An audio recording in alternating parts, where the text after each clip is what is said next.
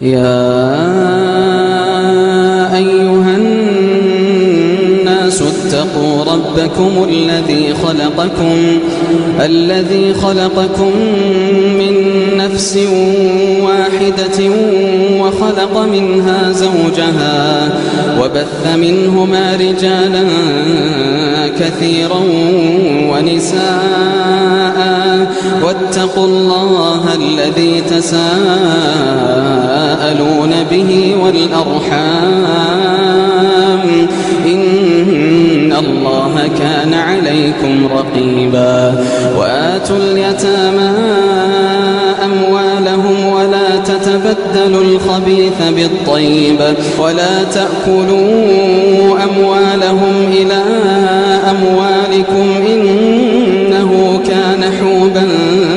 كبيرا وإن خفتم ألا تقسطوا في اليتامى فانكحوا ما طاب لكم من النساء مثنى وثلاث ورباع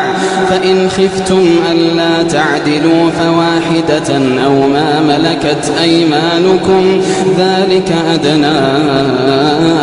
ألا تعولوا وآتوا النساء صدقاتهن نحلة فإن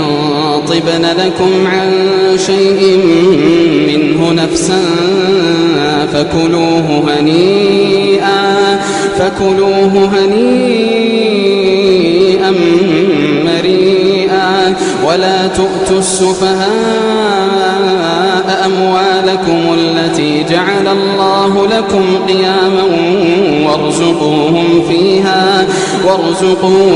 فيها واكسوهم وقولوا لهم قولا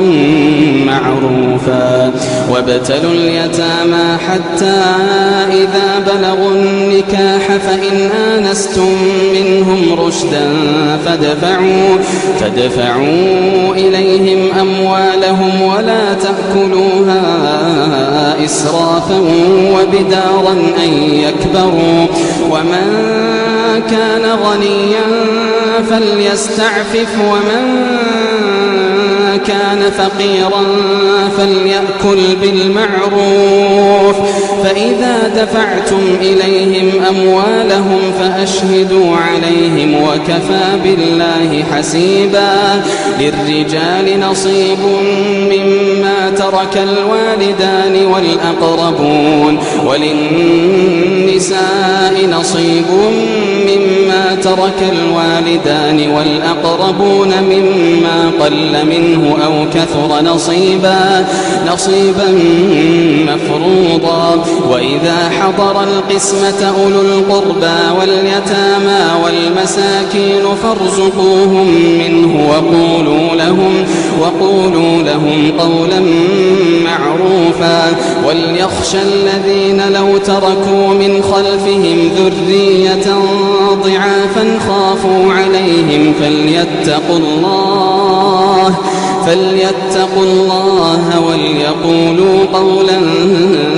سديدا إن الذين يأكلون أموال اليتامى ظلما إنما يأكلون